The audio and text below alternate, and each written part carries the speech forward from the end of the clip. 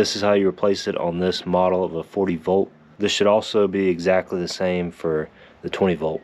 Some of the newer 40 volt have like a knob right here, and they may have 2 strings coming out. If it's got a knob sticking out that you can twist by hand, then this video is not for you. This is only if it looks just like this head right here. Alright, to remove the old stuff, you got one tab right here and one on the exact other side.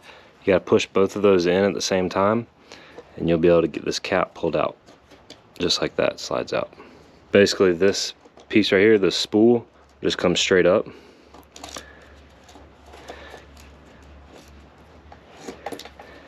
And this is what you're gonna be left with. And now you wanna get your replacement pack. I recommend buying it in bulk like this, but you can also buy these pre-wound on these little spools from Hart or from Walmart. They're a lot easier to drop in, but if you're using your own string, just buy it in bulk. I'm using a .08. This is just, it's less than 10 bucks at a Harbor Freight or Walmart or anywhere else. So measure out about 12 feet. This is a small spool, so I'm just gonna do 12 feet. For me, that's about 2 arm spans. So I just kind of loosely measure, do like that. And then you just cut it. Now the hardest part is gonna be respooling.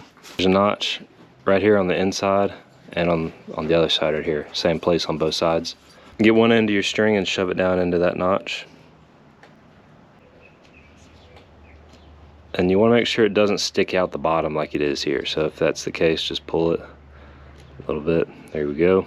And then on the top of it right here, you're going to see rewind line with the arrow. That's the direction that you're going to spool it in.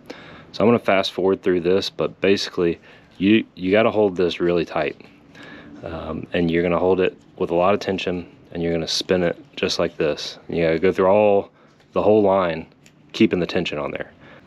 And again, if you have issues with, coordination or being able to hold something tight or really, or maybe just grip strength or something like that, you may want to buy the pre-wound spools that are going to be a little bit easier to install for you.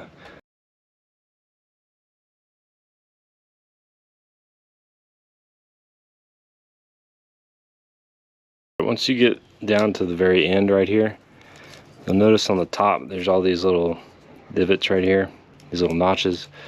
It's convenient to kind of hold these in place. So if you can shove that line in there, there we go. Now that keeps the tension on this spool. It's ready to go to be reinstalled.